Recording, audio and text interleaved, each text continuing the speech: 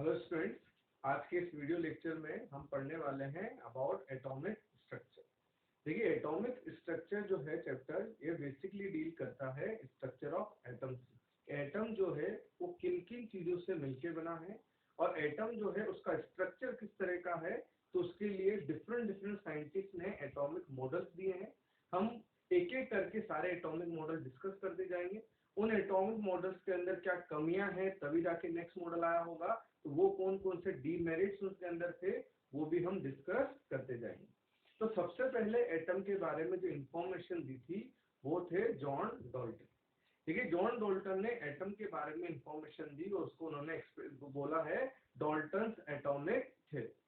देखिए, Dalton's atomic theory के अंदर अगर हम बात करें तो डाल्टन ने बताया कि एटम जो होता है वो सबसे स्मॉलेस्ट पार्टिकल होता है जिसको आप फर्दर डिवाइड नहीं कर सकते।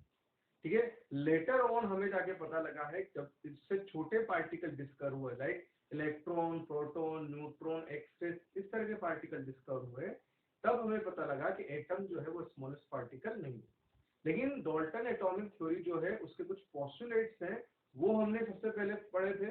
उसके बाद जाके धीरे धीरे धीरे सब एटॉमिक पार्टिकल की डिस्कवरी हुई, तो वो थ्योरी को क्या कर दिया गया, रिजेक्ट कर दिया गया। तो चलिए अपन एक एक करके सारे पॉइंट्स डिस्कस करते हैं। देखिए, atomic structure,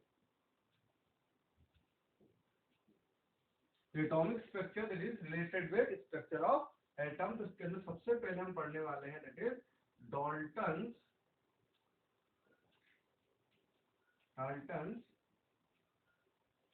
atomic theory. Dalton's atomic theory जो है इसके कुछ पोस्टुलेट्स हैं। वो पोस्टुलेट्स क्या है, इंपॉर्टेंट पोस्टुलेट। पहला है कि एटम क्या है, atom is the smallest particle which cannot be divided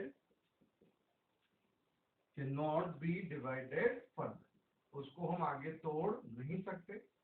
next चीज उन्होंने एक और चीज बताई कि एटम जो है, एटम उसका मास होता है बट उसकी स्ट्रक्चर नहीं होती। Atom have mass but it is structureless या उसकी स्ट्रक्चर नहीं होती है। नेक्स्ट चीज, एक और इंपॉर्टेंट चीज उन्होंने बताई है कि एटम जो है, अलग अलग आप एलिमेंट की बात करो तो अलग अलग एलिमेंट्स के जो एटम्स रहेंगे वो क्या रहेंगे, अलग अलग रहने वाले हैं। और एक सेम एलिमेंट के जो एटम्स रहेंगे वो सेम रहने वाले हैं, राइट। तो हम बोल सकते हैं एटम्स ऑफ डिफरेंट एलिमेंट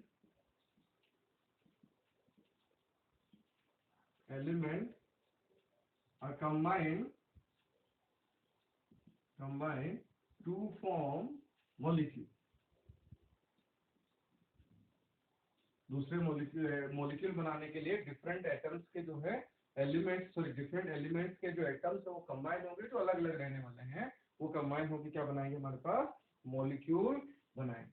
ठीक है, एक और चीज हम बोल सकते हैं इसको, atom neither be created nor be destroyed. Atom neither be created nor be destroyed। चलिए, ये हमारे पास जो है डाल्टन्स एटॉमिक थ्योरी के कुछ पोस्टुलेट्स हो गए हैं। तो इन पोस्टुलेट्स के हिसाब से जो हमारे पास डाल्टन्स की जो एटॉमिक थ्योरी थी वो सबसे पहले आई थी, तो ये सारे पॉइंट्स वैलिड थे। बाद में जाके क्या हुआ कि discovery of electron, proton, neutron हुई, तो हमारे पास ये जो मेन पॉइंट था वही जाके हमारे पास रिजेक्ट हो गया कि atom is the smallest particle. तो एटम जो है वो स्मॉलेस्ट पार्टिकल नहीं है, क्योंकि discovery of electron, proton, neutron हुआ, तो वो हमारे पास क्या है, एटम से छोटे पार्टिकल है। तो ये जो थ्योरी है इसके हमारे पास अगर हम देखेंगे पोस्टुलेट्स थे, तो इसके डीमेरिट्स क्या है, डीमेरिट्स क्या है। पहला डीमेरिट क्या हो जाएगा, atom is not the smallest particle. ये कब पता लगा मैं? After discovery of electron, proton, neutron etcetera, right. X ray वगैरह के डिस्कवरी के बाद हमें पता लगा कि एटम जो स्मॉलेस्ट पार्टिकल नहीं, ठीक है। तो ये हमारे पास डाल्टन एटॉमिक थ्योरी थी। नेक्स्ट जो चीज है हम बात करने वाले हैं about the discovery of electron, proton and neutron, ठीक है।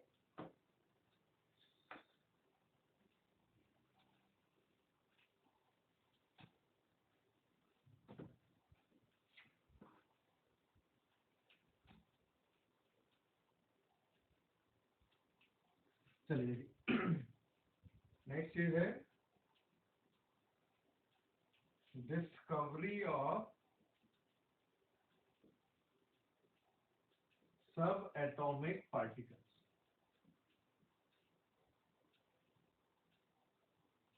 सब एटॉमिक पार्टिकल्स की जो डिस्कवरी है उसके अंदर हम बात करेंगे electron, discovery of electron, proton and neutron. सबसे पहले हम बात कर रहे हैं discovery of electron.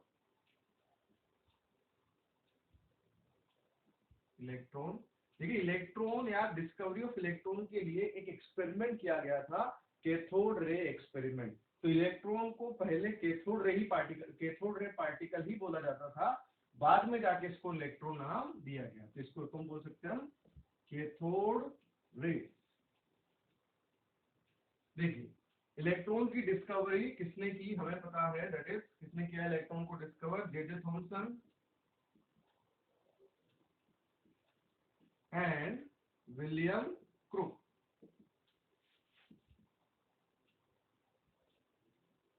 William crook, देखिए जे थॉमसन और विलियम क्रूक ने क्या किया कि उन्होंने इलेक्ट्रॉन की डिस्कवरी के लिए हमारे पास एक जो एक्सपेरिमेंट किया उसे बोलते हैं कैथोड रे पार्टिकल एक्सपेरिमेंट। देखिए इलेक्ट्रॉन जो है बाद में नाम दिया है, जो जे थॉमसन का एक स्टूडेंट था, स्टूनी नाम था उसका, उसने इस कैथोड रे पार्टिकल को क्या नाम दे दिया? इलेक्ट्रॉन। हुआ क्या कि उन्होंने एक इलेक्ट्रिक डिस्चार्ज ट्यूब ली एक्सपेरिमेंट के लिए। इलेक्ट्रिक डिस्चार्ज ट्यूब बेसिकली क्या होती है? ग्लास ट्यूब होती है जिसके अंदर दो मेटल प्लेट्स लगे होते हैं। मतलब ये हमारे पास इलेक्ट्रिक डिस्चार्ज ट्यूब है, दोनों साइड से सील है और इसके अंदर ये दो मेटल प्लेट लगे हैं और ये मेटल प्लेट जो है हाई पोटेंशियल वायर से कनेक्टेड। क्या ये हाई पोटेंशियल का सोर्स है? ठीक है। जैसे मान लीजिए पॉजिटिव इलेक्ट्रोड या नेगेटिव इलेक्ट्रोड, तो ये वाला क्या होगा? पॉजिटिव, ये वाला क्या होगा? नेगेटिव। तो जो पॉजिटिव होता है उसे हम बोलते हैं एनोड और ये वाला पार्ट क्या हो गया हमारे पास? कैथोड। अब इस इलेक्ट्रिक डिस्चार्ज ट्यूब, ये ग्लास ट्यूब है कंटेनिंग टू मेटल प्लेट्स या टू इलेक्ट्रोड्स इन इट। एक एनोड हो गया और एक कैथोड हो गया। अब उन्होंने क्या किया बेटा, इसके अंदर कोई भी गैस फिल करी। जैसे फॉर एग्जांपल हम बात करें, उन्होंने gaseous hydrogen atom suppose fill कर दिए। ठीक है। तो यहाँ पे गैसियस हाइड्रोजन एटम अगर है तो गैस की फॉर्म में तो बहुत सारे गैसियस हाइड्रोजन एटम यहाँ पे फिल कर दिए। और उन्होंने एक और चीज मेंटेन करी है, इसका प्रेशर। तो बहुत ज्यादा प्रेशर अप्लाई नहीं किया है, तो लो प्रेशर पे उन्होंने गैस को यहाँ पे फिल कर दिया। ये हो गया एनोड, एक कैथोड, लो प्रेशर पे गैस को यहाँ पे फिल किया। जैसे ही आपसे हाई पोटेंशियल अप्लाई हुआ, ठीक है, तो उन्होंने एक्सपेरिमेंटली देखा है ब्लू कलर की लाइट जो है वो कैथोड से एनोड की साइड मूव कर रही है। एक्सपेरिमेंटली उनको देखा, बाद में उन्होंने चेक कर ली। मतलब फिर से बात करते हैं, हाई पोटेंशियल जैसे अप्लाई किया, एक ब्लू कलर की लाइट जो है वो कैथोड से एनोड की साइड मूव कर रही है। ठीक है। अब उन्होंने चेक करने के लिए कैसे पता किया वो कैथोड से एनोड की तरफ मूव कर रही है, तो उन्होंने क्या किया, ये जो एनोड है, ये जो मेटल प्लेट थी, इसके अंदर स्मॉल स्मॉल होल्स बना दिए। राइट। स्मॉल स्मॉल होल्स बनाने से क्या होगा, जो भी पार्टिकल होगा, और ये जो सरफेस है यहाँ वाला सरफेस, इसको उन्होंने क्या कर दिया, कोटिंग कर दी। ठीक है। जैसे जेडेनएस, जिंक सल्फाइड की उन्होंने कोटिंग कर दी। जिंक सल्फाइड फ्लोरोसेंट या फॉस्फोरेसेंट मॉलिक्यूल होता है, इसकी वजह से जैसे ही कोई पार्टिकल इससे आके टकराएगा, यहाँ पे क्या हो जाएगा, लाइट का स्पॉट बन जाएगा। फॉर एग्जाम्पल मैं बात करूं कि अगर मान लो ये पूरा ब्लैक सरफेस है, ठीक है, और कोई भी पार्टिकल अगर यहाँ आके टकराएगा तो यहाँ वाला जो ब्लैक कलर अगर निकल गया तो यहाँ पे कौन सा स्पॉट हो जाएगा, व्हाइट स्पॉट। उसको देख के हम बता सकते हैं कि यहाँ पे कोई भी पार्टिकल आके टकराया हो। तो सिमिलरली यहाँ पे येलो कलर की स्क्रीन लगा दी तो कोई भी पार्टिकल आके टकराएगा तो वहां पे क्या होगा, शाइनी सरफेस होगा, तो उससे हमें पता लग जाएगा कोई भी पार्टिकल यहाँ पे आके टकराए। तो सिमिलरली जैसे उन्होंने हाई पोटेंशियल अप्लाई किया तो यहाँ पर जो है सरफेस बहुत ज्यादा चमकने लगा। इट मीन्स हमें पता लग गया है कि जो फ्लो ऑफ करंट है वो कहां से है, कैथोड से एनोड साइड, मतलब जितने पार्टिकल मूव कर रहे हैं वो कैथोड से एनोड साइड पे मूव कर रहे हैं, राइट। अब एक और चीज जो हम बात करते हैं, ये जो पार्टिकल है इसका डायरेक्शन है कैथोड से एनोड, दैट्स वाई इसे क्या बोलते हैं, कैथोड रे पार्टिकल। अगर ये डायरेक्शन एनोड से कैथोड होगा तो हम क्या बोल देंगे, एनोड रे पार्टिकल। अभी के लिए कहां से डायरेक्शन था, कैथोड से एनोड, दैट्स वाई इसे क्या बोलते हैं, कैथोड रे पार्टिकल। अब इसके बारे में बात करते हैं कि ये जो पार्टिकल है एक्चुअली में क्या हुआ होगा। अगर अपन देखा जाए तो हाइड्रोजन गैस सपोज ने फिल करी है, तो जैसे हाई पोटेंशियल अप्लाई करेंगे तो हाइड्रोजन के गैस के जो एटम है ये क्या होगा, आयोनाइज होगा। आयोनाइज होगा तो क्या करेगा, अपना इलेक्ट्रॉन ये डोनेट कर देगा। हाइड्रोजन जो है इलेक्ट्रॉन डोनेट करने के बाद क्या बन जाएगा, H+ और साथ में क्या निकल जाएगा, एक इलेक्ट्रॉन। मतलब ये कौन सा पार्टिकल है, electron, that is a negative particle, जो अपने को अभी समझ में आता है। उस टाइम पे एक्सपेरिमेंट के टाइम पे ऐसा कंसेप्ट डेवलप नहीं था, तो लेकिन उसके हिसाब से क्या हुआ होगा कि एक नेगेटिव पार्टिकल इधर भागा। अब इधर क्यों भागा, इस प्लेट का चार्ज क्या है, पॉजिटिव, इस प्लेट का चार्ज क्या है, नेगेटिव। हो सकता है इस पॉजिटिव प्लेट ने उस नेगेटिव को अपनी तरफ अट्रैक्ट किया। इट मींस ये जो पार्टिकल रहा होगा इसका चार्ज कौन सा रहा होगा, नेगेटिव, ठीक है। बाद में इसको एक्सपेरिमेंटली कंफर्म करने के लिए इन्होंने क्या किया, एक जो इलेक्ट्रिक और मैग्नेटिक फील्ड के अंदर इस पार्टिकल को पास किया। जैसे मान सकते हैं एक पॉजिटिव और एक नेगेटिव पार्ट है, इसमें ये वाले पार्टिकल पास किए और ये सारे पार्टिकल जो हैं वो पॉजिटिव प्लेट की तरफ मुड़ गए। इस तरह से कुछ उन्होंने एक पॉजिटिव प्लेट, एक नेगेटिव प्लेट, तो यहाँ पे बहुत सारे पार्टिकल पास किए और ये सारे पार्टिकल जो हैं वो पॉजिटिव प्लेट की तरफ डाइवर्ट हो गए। इट मीन इसका जो चार्ज रहा होगा वो कौन सा चार्ज रहा होगा, नेगेटिव, ठीक है। और इस पार्टिकल को पहले कैथोड रे पार्टिकल बोलते थे, लेटर ऑन जाके थॉमसन का एक स्टूडेंट था स्टूनी, उसने इसको क्या नाम दे दिया, इलेक्ट्रॉन। इस तरह से हमारे पास इलेक्ट्रॉन की डिस्कवरी, ठीक है। तो इसमें इंपॉर्टेंट चीजें जो है वो याद रखने वाली क्या है कि हमारे पास इलेक्ट्रिक डिस्चार्ज ट्यूब क्या है, glass tube containing two metal plates in it, उसके अंदर गैस उन्होंने फिल करी है, हाई पोटेंशियल अप्लाई किया है, तो कैथोड से एनोड के डायरेक्शन में मूव करता हुआ एक पार्टिकल दिखा, उसको क्या बोलते हैं, कैथोड रे पार्टिकल, या बाद में से बोलते हैं इलेक्ट्रोड। अब उन्होंने सोचा हो सकता है कि यार एक इलेक्ट्रोड बदलने पर हो सकता है पार्टिकल की प्रॉपर्टी में चेंज आ जाए, तो उन्होंने जो मेटल इलेक्ट्रोड फॉर एग्जाम्पल मैंने कॉपर के बना लिए या कुछ दूसरे मटेरियल के बना लिए, वो चेंज करते गए, स्टिल वो जो पार्टिकल है उसकी प्रॉपर्टी में कोई चेंज नहीं। उन्होंने गैस बदल के देखी, फॉर एग्जाम्पल हाइड्रोजन जगह मान लो ऑक्सीजन है, डिफरेंट डिफरेंट गैसेस उन्होंने फिल करके देखा, यहाँ पे स्टिल ये जो पार्टिकल है इसकी प्रॉपर्टी में चेंज नहीं आया, तो फिर इसको बोल दिया उन्होंने ये एक फंडामेंटल पार्टिकल है, राइट। अब ये जो पार्टिकल है इसका हम बात करते हैं प्रॉपर्टीज क्या क्या है, प्रॉपर्टीज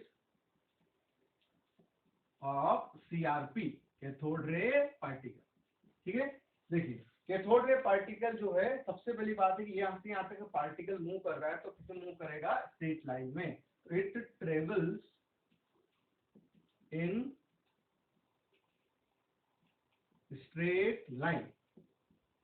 सेकेंड प्रॉपर्टी की बात करते हैं हम, ये जो पार्टिकल है इसका चार्ज क्या होने वाला है, नेगेटिव चार्ज होगा, और ये मूव कहां से कर रहा है, कैथोड से एनोड। हम बोल सकते हैं it moves from cathode to anode. Second चीज, एक और इंपॉर्टेंट चीज है, जैसे ये पार्टिकल जो है ये मैकेनिकल इफेक्ट भी प्रोड्यूस कर सकता है। मैकेनिकल इफेक्ट का मतलब होता है एक फ्री मूविंग पेडल की अगर मैं बात करूं, मतलब एक सिंपल सा पंखा सा पेडल बना दिया आपने, अगर उसके ऊपर ये पार्टिकल आप डाल रहे हो तो पेडल को क्या कर देगा, ये पार्टिकल रोटेट करा सकता है। इट मीन से मैकेनिकल इफेक्ट प्रोड्यूस कर सकता है। It can produce mechanical effect. Next इस पार्टिकल का चार्ज जो है, ये इलेक्ट्रॉन है, इसका चार्ज जो मोलिकल्स ऑयल ड्रॉप एक्सपेरिमेंट से कैलकुलेट किया गया, और चार्ज ऑफ पार्टिकल जो आया है या charge of electron that came out -1.6 into 10⁻⁻19 coulomb. और इसका चार्ज और मास का रेशियो उसे बोलते हैं स्पेसिफिक चार्ज या फिर E/m रेशियो। ठीक है, वो जो है हम बोल सकते हैं क्या होगा, स्पेसिफिक चार्ज। ये इंपॉर्टेंट पॉइंट है।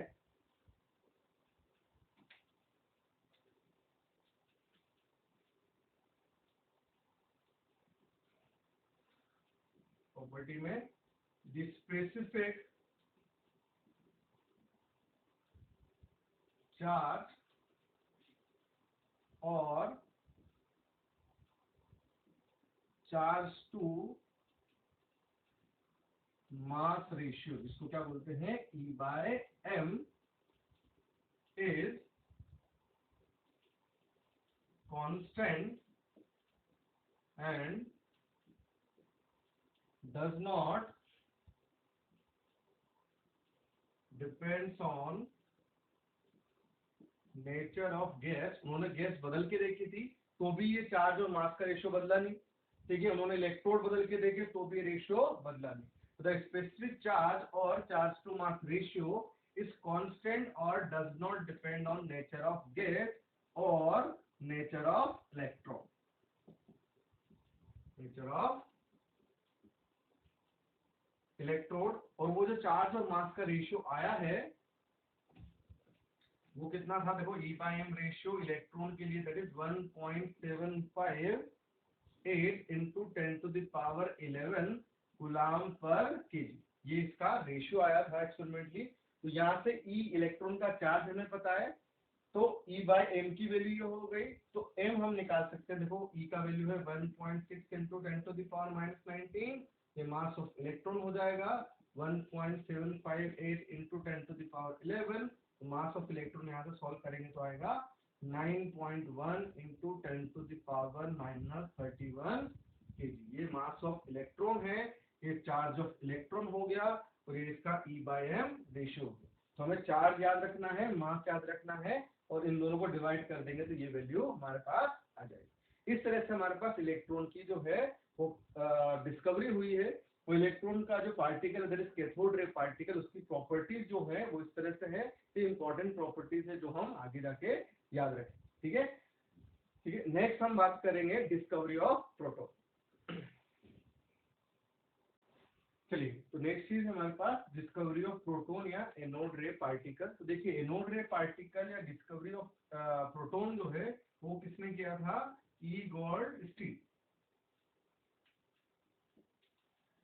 ई गोल्डस्टीन ने हमारे पास जो है एनोड रे पार्टिकल की डिस्कवरी की थी, या प्रोटॉन की। इसको एक और चीज बोला जाता है केनल रे। ठीक है, CANAL, केनल रेज भी इसको बोला जाता है। ठीक है, एनोड रे पार्टिकल और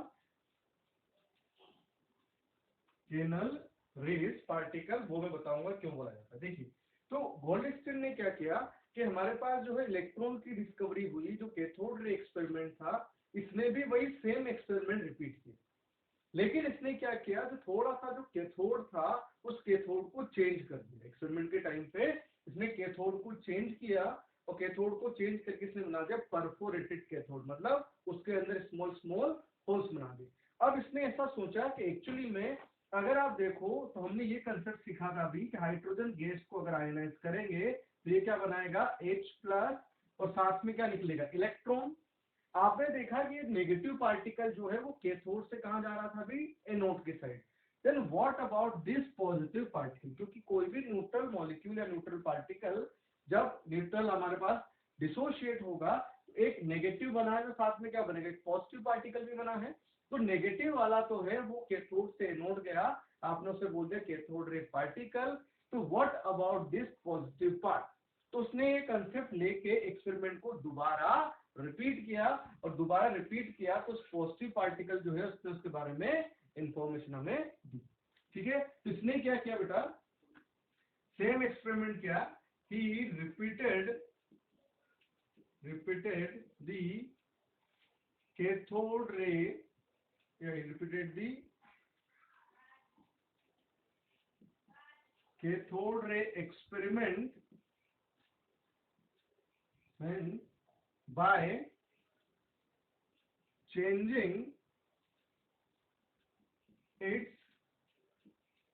cathode by perforated cathode, perforated cathode. और परफोरेटेड कैथोड का मतलब क्या होता है, जिसके अंदर होल्स होते हैं, हैविंग होल्स इन इट। देखिए तो एक्सपेरिमेंट हम देखते हैं क्या हुआ होगा। ये इलेक्ट्रिक डिस्चार्ज ट्यूब है, सेम ट्यूब, इसके अंदर ये एनोड हो गया और ये कैथोड। लेकिन इसने कैथोड पे क्या किया, स्मॉल स्मॉल होल्स बना दिए, that is a perforated cathode. और वही हाई वोल्टेज सोर्सेस को अटैच कर दिया है, ठीक है। ये positive part that is anode और ये negative part that is cathode, ठीक है। सिमिलरली ये हाई वोल्टेज सोर्स है तो यहाँ पे उसने वही गैस फिल कर रहे, ठीक है। जैसे for example upon hydrogen gas की अगर बात करें, हाइड्रोजन एटॉमिक हाइड्रोजन उसने फिल किया होगा, ठीक है। अब जैसे हाई पोटेंशियल अप्लाई किया तो हमने देखा था कि नेगेटिव पार्टिकल कैथोड से एनोड की तरफ आया, तो ये जो पॉजिटिव पार्टिकल बनेगा इसको आयनाइज करने के बाद H+, तो H+ जो है वो किधर ट्रेवल करेगा, पॉजिटिव चार्ज है तो किधर ट्रेवल करने वाला, नेगेटिव इलेक्ट्रोड की तरफ। तो इसका डायरेक्शन क्या रहने वाला है, एनोड से कैथोड के साइड। दैट्स व्हाई इस पार्टिकल को क्या बोल देंगे, एनोड रे पार्टिकल या फिर कैनल रेज पार्टिकल। मतलब स्मॉल स्मॉल कैनल के थ्रू ये पार्टिकल जा रहा है, फिर इसको कैनल रेज या एनोड रे पार्टिकल हम बोल देंगे, ठीक है। अगर मान लो यहाँ पे अब हम क्या करते हैं, देखो ये जो पार्टिकल रहेगा इसका चार्ज क्या रहेगा, पॉजिटिव, वो हमें समझ में आया। अब अगर मान लो मैं करूं यहाँ पे कोई गैस दूसरी बदल दो, फॉर एग्जांपल हाइड्रोजन की जगह मान लो मैंने यहाँ पे कोई दूसरी गैस ले ली, for example Na gas, gaseous sodium atom मैंने ले लिया, तो अब आयनाइज होगा तो इसका पॉजिटिव पार्टिकल क्या बनेगा, Na+ बनने वाला है, राइट। तो एक बार ये जो पॉजिटिव पार्टिकल ट्रेवल कर रहा है, अगर मैं हाइड्रोजन लूंगा तो कौन सा पार्टिकल ट्रेवल करेगा, H+। Na अगर मैं ले रहा हूं तो कौन सा पार्टिकल ट्रेवल करेगा बेटा, Na+। लेकिन इनके जो नेगेटिव पार्टिकल है दैट इज इलेक्ट्रॉन, वो तो दोनों के अंदर क्या रहेंगे, सेम रहने वाले। इट मींस इलेक्ट्रॉन जो है वो दोनों में क्या रहा, सेम, मतलब इसका चार्ज और इसका मास, इसका चार्ज और इसका मास दोनों में क्या रहने वाले हैं, आइडेंटिकल। बट ये जो पार्टिकल है पॉजिटिव पार्टिकल, यहाँ पे देखा गया तो चार्ज तो इसका +1 ही है, सिमिलरली यहाँ पे भी इसका चार्ज तो कितना है, +1 ही है, राइट। लेकिन इसका मास हाइड्रोजन का होता है 1 और यहाँ पे सोडियम का एटॉमिक मास कितना होता है, 23। इट मींस इन दोनों पार्टिकल का जो चार्ज रहेगा वो तो सेम रहा, बट दोनों का जो मास है वो क्या हो जाएगा, डिफरेंट। इट मींस इन दोनों का चार्ज और मास का रेशियो क्या आना चाहिए, अलग अलग आना चाहिए। तो हम बोल सकते हैं कि इस एक्सपेरिमेंट में जो पॉजिटिव पार्टिकल है उसका जो दैट इज एनोड रे पार्टिकल, उसका चार्ज और मास का रेशियो गैस के नेचर पर डिपेंड करता है। पर पहले जो है नेगेटिव पार्टिकल की बात कर रहे थे, वो डिपेंड नहीं करेगा क्योंकि दोनों का नेगेटिव पार्टिकल आइडेंटिकल है। पर पॉजिटिव पार्टिकल का चार्ज और मास का रेशियो हर गैस के लिए क्या होगा, डिफरेंट डिफरेंट होने वाला है, राइट। तो ये जो एनोड रे पार्टिकल है इसकी भी हम प्रॉपर्टीज लिख लेते हैं।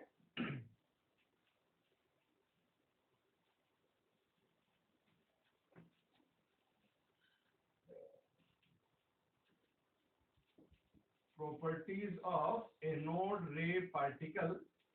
देखिए पहली चीज, ये भी स्ट्रेट लाइन में ट्रेवल करेगा, इट ट्रेवल्स इन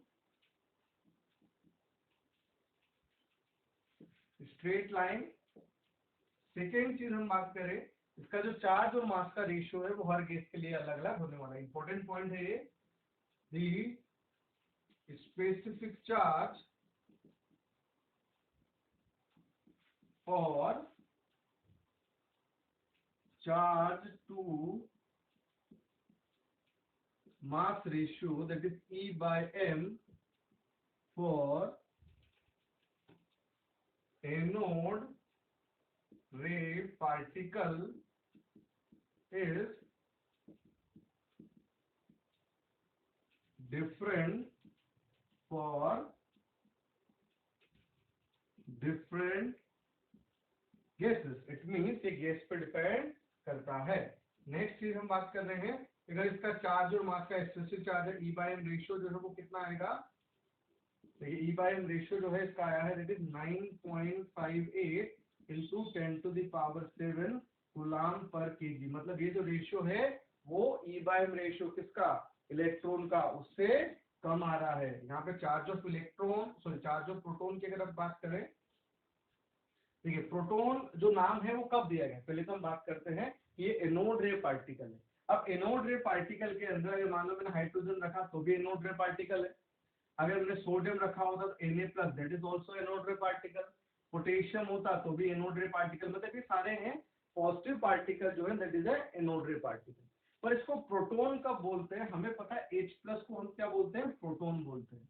मतलब इस एक्सपेरिमेंट में अगर मैं हाइड्रोजन गैस अगर यूज करूं तो उसका जो पॉजिटिव पार्टिकल निकलेगा उसे हम क्या बोल देंगे, प्रोटॉन। और इसका अगर मैं चार्ज और मास का रेशियो देखूं तो इन दोनों का चार्ज तो सेम है पर मास इसका 1 है और उसका कितना है 23, मतलब सबसे कम मास किसका होगा, हाइड्रोजन का, तो उसका जो चार्ज और मास का रेशियो आएगा वो सबसे ज्यादा आएगा, तो उसको हम क्या बोल रहे हैं, प्रोटॉन। ठीक है, तो हम बात कर सकते हैं यहाँ पे देखो, when hydrogen gas is used in the experiment, then this anode ray particle is called proton, that is H+। और इसका अगर चार्ज देखा जाए, चार्ज ऑफ प्रोटॉन, एक चार्ज है +1, जैसे इलेक्ट्रॉन पे एक -1 तो होगा 1.6 इंटू 10⁻⁻19 कूलम। मतलब ये है तो चार्ज ऑफ इलेक्ट्रॉन के बराबर ही, लेकिन इसके अंदर नेगेटिव जगह पॉजिटिव साइन होने वाला है। ई बाय एम रेशियो पता है हमें, चार्ज पता है, यहाँ सब्स्टिट्यूट कर सकते हैं, सब्स्टिट्यूट करेंगे तो इसका मास आने वाला है, देखिए मास ऑफ प्रोटॉन, और वो प्रोटॉन का मास जो है यहाँ से हम सॉल्व कर सकते हैं बाय रेशियो का यूज करके, वो आएगा 1.673 इंटू 10⁻⁻27 केजी, जो हमें याद रखना है, प्रोटॉन का चार्ज और प्रोटॉन का मास। ठीक है, बहुत सारी चीजें हैं, इसकी प्रॉपर्टीज हमें याद रखनी है। इसका चार्ज और मास का रेशियो जो है वो गैस के नेचर पर डिपेंड करता है, कैथोड रे का डिपेंड नहीं करता था। ठीक है, ये हमारे पास जो है स्ट्रेट लाइन में ट्रेवल कर रही थी, सेम उसकी तरह ही। ठीक है, चलिए नेक्स्ट अब हम बात करने वाले डिस्कवरी ऑफ न्यूट्रॉन। ठीक है,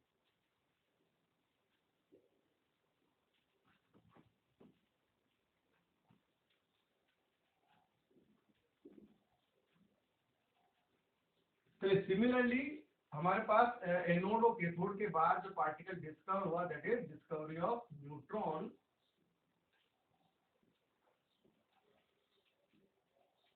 देखिए न्यूट्रॉन जो है वो कैथोड रे एक्सपेरिमेंट से डिस्कवर नहीं हुआ, न्यूट्रॉन की डिस्कवरी किसने की थी, जेम्स चैडविक, राइट। और न्यूट्रॉन की डिस्कवरी के लिए उन्होंने क्या किया, एक बेरिलियम मेटल जो है इसकी फॉइल ली, जिसे आप रदरफोर्ड के एक्सपेरिमेंट में आपने 10th क्लास में पढ़ा होगा कि रदरफोर्ड ने क्या किया था, एक फॉइल लेके गोल्ड फॉइल के ऊपर अल्फा पार्टिकल स्ट्राइक कराए। सिमिलरली इसने क्या किया, जेम्स चैडविक ने, इन्होंने न्यूट्रॉन की डिस्कवरी के लिए बेरिलियम मेटल जो है, बेरिलियम का एटॉमिक नंबर होता है 4, ठीक है, और एटॉमिक मास होता है 9, उन्होंने क्या किया, बेरिलियम मेटल फॉइल के ऊपर अल्फा पार्टिकल डाले। अल्फा पार्टिकल जो होते हैं बेटा वो हीलियम होता है, हीलियम जो है इसका एटॉमिक नंबर 2 और मास 4। अगर आप इस हीलियम को डबली आयनाइज कर दो, डबली आयनाइज कर देंगे तो इसे बोलते हैं अल्फा पार्टिकल। इसका मतलब क्या वो मैं समझाता हूँ आपको। देखिए हीलियम है, हीलियम का एटॉमिक नंबर 2 और मास नंबर होता है 4, इसका मतलब इसके अंदर का प्रोटॉन हम गिने तो वो कितने होंगे, 2, इलेक्ट्रॉन की बात करेंगे तो वो भी 2 होंगे जितना एटॉमिक नंबर है, और इसका न्यूट्रॉन दैट इज 4 - 2 वो भी है 2।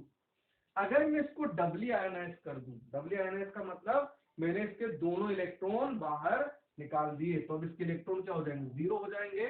तो ये हमारे पास क्या बचने वाला है, देखो ये पार्टिकल अब इसके अंदर इलेक्ट्रॉन नहीं है, तो क्या बचा, न्यूट्रॉन एंड प्रोटॉन। और न्यूट्रॉन और प्रोटॉन कहाँ पे होते हैं, न्यूक्लियस के अंदर, ठीक है। इसलिए इसको बोलते हैं डबली चार्ज हीलियम न्यूक्लियस।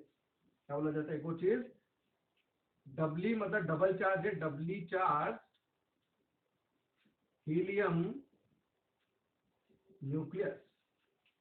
और इसी चीज को क्या बोला जाता है बेटा, अल्फा पार्टिकल, ठीक है। तो इसके अंदर प्रोटॉन 2 और न्यूट्रॉन 2, इलेक्ट्रॉन 0 है, ये अल्फा पार्टिकल है। इसको उन्होंने बेरिलियम मेटल की फॉइल पे स्ट्राइक कराया, तो यहां से एक पार्टिकल डिस्कवर हुआ जिसका चार्ज कितना था, 0, और मास कितना था, 1। मतलब वो मास जो है प्रोटॉन के बराबर था, मास नंबर अप्रोक्सीमेटली, क्योंकि प्रोटॉन देखा जाए हाइड्रोजन, एक पार्टिकल डिस्कवर हुआ, ठीक है।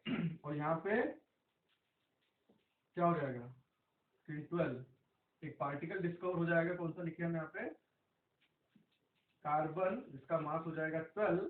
ये मैंने कंजर्व किया, 9 और 4 13 है मास, 12 प्लस 1 13 हो जाएगा, 4 और 2 6, इसका एटॉमिक नंबर 0, तो ये कितना हो जाएगा, 6। तो ये हमारे पास रिएक्शन हुई कि बेरिलियम मेटल फॉइल के ऊपर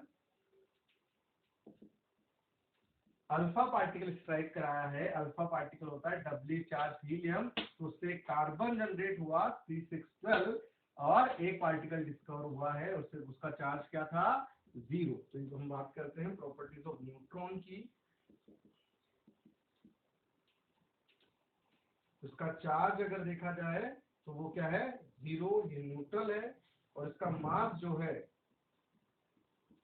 मास ऑफ न्यूट्रॉन वो आया है बेटा, दैट इज 1.675 इंटू 10⁻⁻27 kg।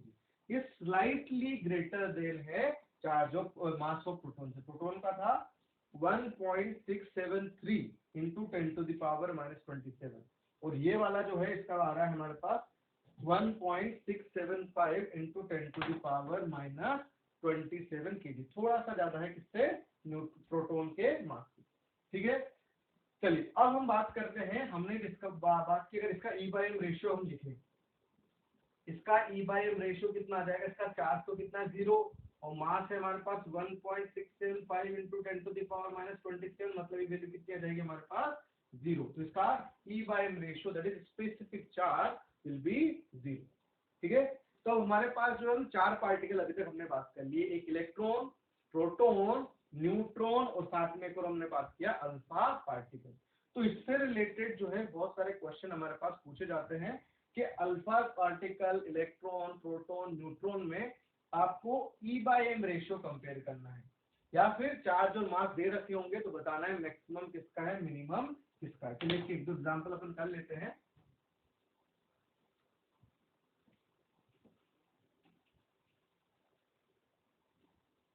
चलिए पहला एग्जांपल है,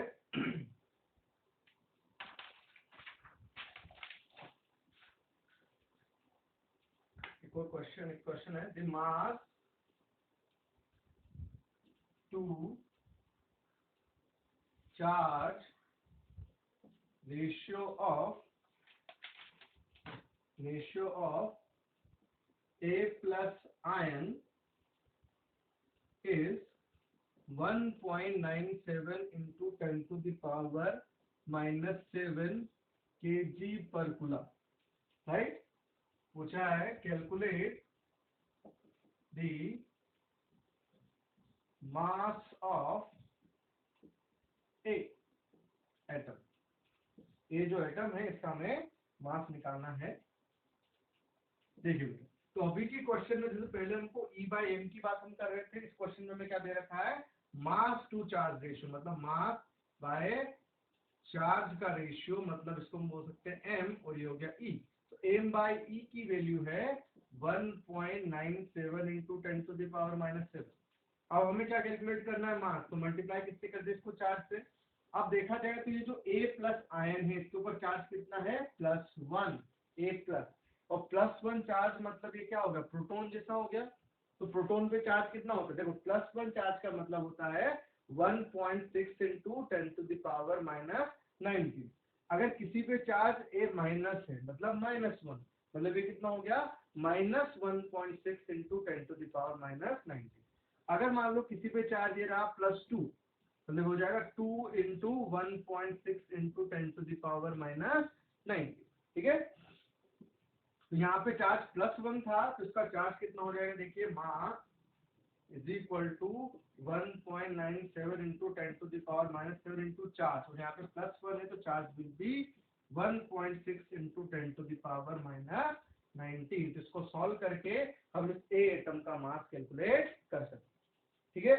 चलिए नेक्स्ट एक और क्वेश्चन जो है बहुत बार पूछा जाता है कि आपको इलेक्ट्रॉन, प्रोटॉन, अल्फा और न्यूट्रॉन में E/m रेशियो कंपेयर करना है कि किसका मैक्सिमम है, किसका मिनिमम है। या तो क्वेश्चन होता है कि इनको इंक्रीजिंग ऑर्डर में लिखिए या डिक्रीजिंग ऑर्डर में लिखिए, या किसका मैक्सिमम है किसका मिनिमम है वो बताएं, ठीक है। तो अपन यहाँ पे लिख लेते हैं एक और चीज, कंपेरिजन ऑफ E/m या specific charge E/m ratio of electron, proton, alpha and neutron, इन सब का अपन कंपेयर करें। देखिए तो मैं पहले सभी के जैसे चार बात करते हैं इलेक्ट्रॉन की, ठीक है। इलेक्ट्रॉन का यहाँ पे मैं लिख रहा हूँ चार्ज,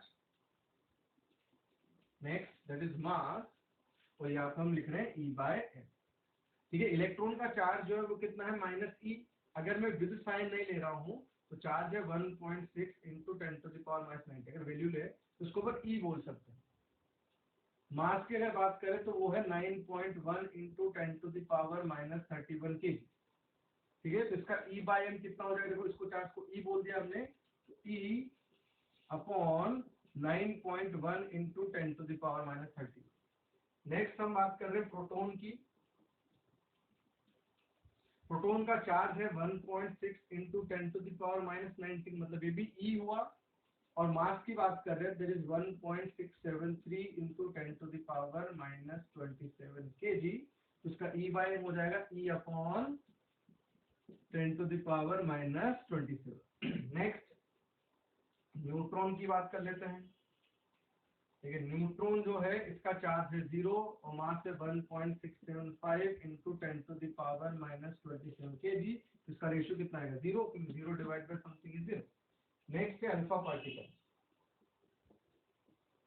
देखिए अल्फा पार्टिकल जो है बेटा, alpha particle is a doubly charged helium nucleus, मैंने अभी आपको बताया था, मतलब हीलियम है उस पर चार्ज कितना है 2+। अब 2+ चार्ज का मतलब क्या हो जाएगा, 2 इंटू 1.6 इंटू 10⁻⁻19, ये भी मैंने समझाया था, मतलब चार्ज कितना होगा बेटा 2e के बराबर हो गया इलेक्ट्रॉन का चार्ज, और इसका मास कितना देखो 4 टाइम्स, राइट। 4 इसका मतलब जैसे अपन लिख रहे थे, ये अगर मान लो प्रोटॉन है, प्रोटॉन का मास कितना होता है 1 और +1, राइट। तो इसका चार्ज है दिस मच और मास है 1 इज इक्वल टू 1.673 इंटू 10⁻⁻27।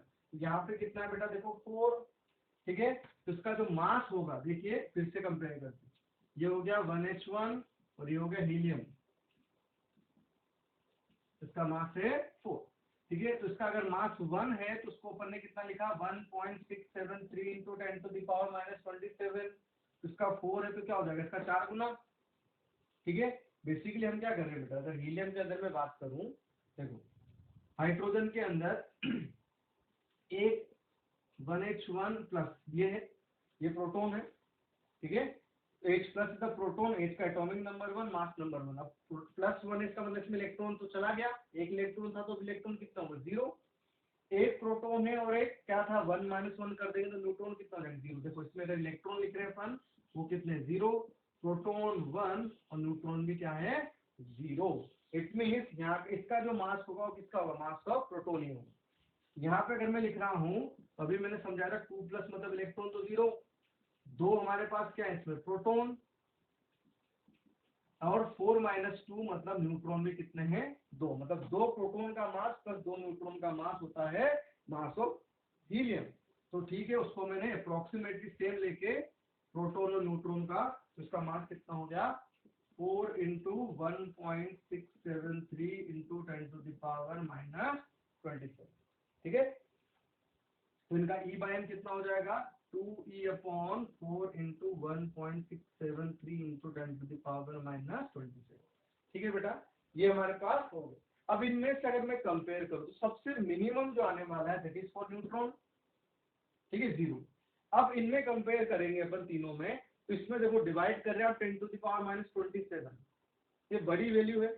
इसमें भी डिवाइड कर रहे हैं 10⁻⁻27, और ये डिवाइड कर रहे हैं पर 10⁻⁻31, मतलब ये वाली वैल्यू जो है वो सबसे बड़ी आनी चाहिए, क्योंकि जितने स्मॉल नंबर हम डिवाइड करेंगे टोटल वैल्यू उतनी बड़ी आएगी। तो मैक्सिमम किसका हो जाएगा, इलेक्ट्रॉन का, दैट इज मैक्सिमम, ये मिनिमम न्यूट्रॉन के लिए।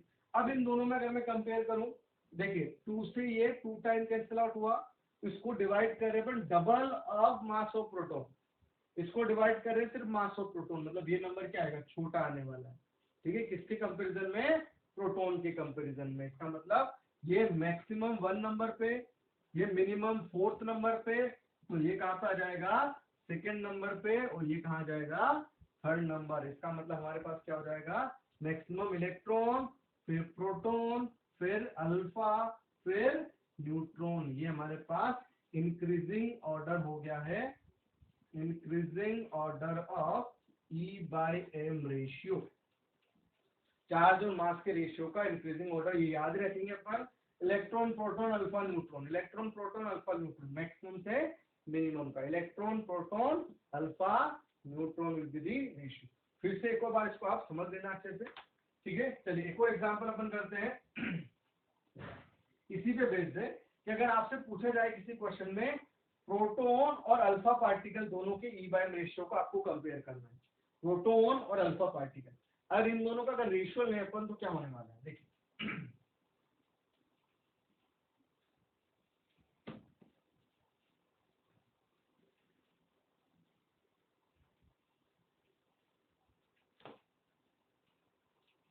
Find the ratio of specific charge of proton and alpha particle, alpha particle और प्रोटॉन का जो है स्पेसिफिक चार्ज का रेशियो में बताना है, ठीक है। देखो प्रोटॉन के बारे में फिर से हम बात करते हैं। प्रोटॉन होता है हाइड्रोजन H+, मतलब एटॉमिक नंबर 1, मास नंबर 1, जिसमें एक प्रोटॉन है, बाकी न्यूट्रॉन इलेक्ट्रॉन 0 है। तो इसका चार्ज वो आया था E, ठीक है, और इसका जो मास है it is 1.673 into 10⁻⁻26। Next alpha particle की बात कर रहे हैं, अल्फा है डबली चार्ज हीलियम, ठीक है। तो इसमें इलेक्ट्रॉन कितने होंगे, 0, 2 प्रोटॉन है, और 4 - 2 करेंगे तो 2 न्यूट्रॉन है। तो इसमें मास किसका होगा, 2 प्रोटॉन का और 2 न्यूट्रॉन का। लेकिन हमें पता है प्रोटॉन और न्यूट्रॉन का मास ऑलमोस्ट सेम है, तो इसका चार्ज कितना हो जाएगा बेटा, देखिए charge is equal to 2E हो जाएगा, और इसका मास क्या हो जाएगा, 4 टाइम्स, यहाँ से कंपेयर किया तो इसका मास हो जाएगा 4 × 1.673 × 10⁻⁻26। इन दोनों का रेशियो ले रहा हूँ प्रोटॉन और अल्फा पार्टिकल का, वो कितना आ जाएगा, देखो E/m का रेशियो ना, E/m कितना है 1.673 × 10⁻⁻27, ये प्रोटॉन का, और अल्फा का 2E/4 × 1.673 × 10⁻⁻27। देखिए E से E कैंसिल आउट, ये टर्म से ये कैंसिल आउट हो गया, देखो ये कितना बच रहा है 4/2, ठीक है। ये पूरा टर्म, ये कितना हो गया, नीचे देखो ये ऊपर हो गया पूरा 1, ठीक है।